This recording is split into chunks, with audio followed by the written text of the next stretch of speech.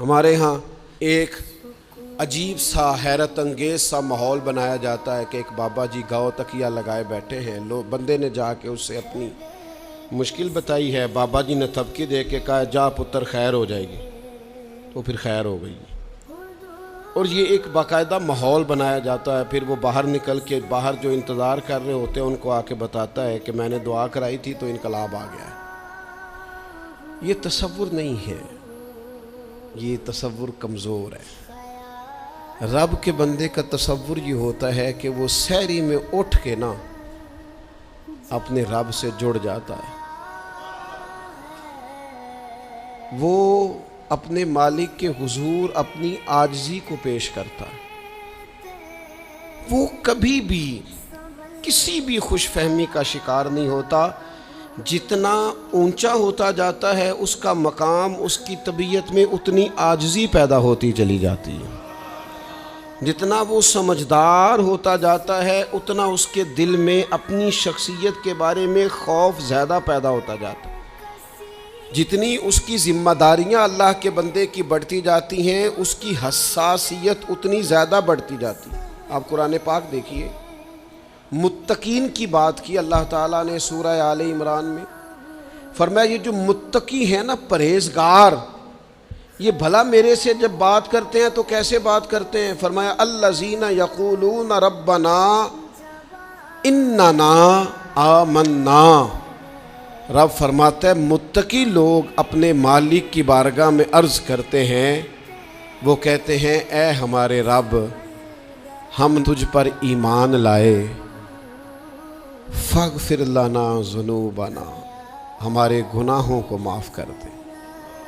متقی پرہیزگار ہیں, اللہ کی بارگاہ کے برگزیدہ ہیں, لیکن کہتے ہیں اللہ ہم ایمان لائے, فاغفر لنا ذنوبنا, ہمارے گناہوں کو معاف کر دے, وقنا عذاب النار, ہمیں اپنے عذاب سے محفوظ فرما. یا اللہ یہ کون بندے دعا مانگ رہے ہیں؟ کوئی مجرم ہیں, کوئی معاذ اللہ ثم معاذ اللہ فاسق ہیں, کوئی نافرمان ہیں, کوئی چور ڈاکو ہیں, کون ہے؟